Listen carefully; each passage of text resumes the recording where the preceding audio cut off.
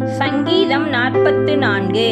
கோராகின் புத்திரரில் ராகத்தலைவனுக்கு ஒப்புவிக்கப்பட்ட மஸ்கீல் என்னும் சங்கீதம் 1 முதல் 26 வரை. தேவனே, எங்கள் பிதாக்களுடைய நாட்களாகிய பூர்வ நாட்களில் நீர் நடப்பித்த கிரியைகளை அவர்கள் எங்களுக்கு அறிவித்தார்கள். அவைகளை எங்கள் காதுகளால் கேட்டோம். தேவரீர் உம்முடைய கையினாலே ஜாதிகளை துரத்தி இவர்களை நாட்டி ஜனங்களை துன்பப்படுத்தி இவர்களை பரவ பண்ணினீர்.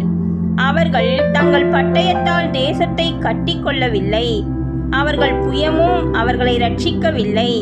நீர் அவர்கள் மேல் பிரியமாயிருந்தபடியால் உம்முடைய வலது கரமும் உம்முடைய புயமும் உம்முடைய முகத்தின் பிரகாசமும் அவர்களை ரட்சித்தது. தேவனே, நீர் என் ராஜா, யாக்கோபுக்கு ரட்சிப்பை கட்டளையிடும். உம்மாலே எங்கள் சத்துருக்களை கீழே விழத்தாக்கி எங்களுக்கு விரோதமாய் எழும்புகிறவர்களை உம்முடைய நாமத்தினால் மிதிப்போம்.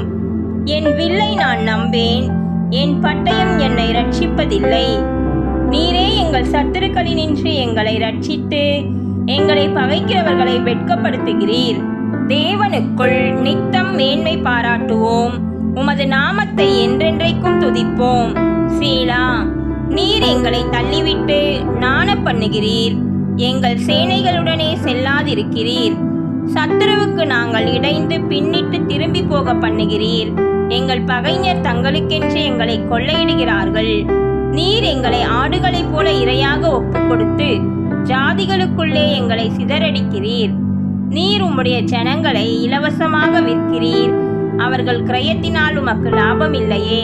எங்கள் அயலாருக்கு எங்களை நிந்தையாகவும் எங்கள் சுற்றுப்புறத்தாருக்கு பரியாசமும் சக்கந்தமுமாகவும் வைக்கிறீர். நாங்கள் ஜாதிகளுக்குள்ளே பழமொழியாய் இருக்கவும் ஜனங்கள் எங்களை குறித்து தலை துலுக்கவும் செய்கிறீர். நிந்தித்து தூஷிக்கிறவனுடைய சத்தத்தின் நிமித்தமும் சத்துருவி நிமித்தமும் பழி வாங்குகிறவன் நிமித்தமும் என் லச்சை நித்தம் எனக்கு முன்பாக இருக்கிறது. என் முகத்தின் வெட்கம் என்னை மூடுகிறது.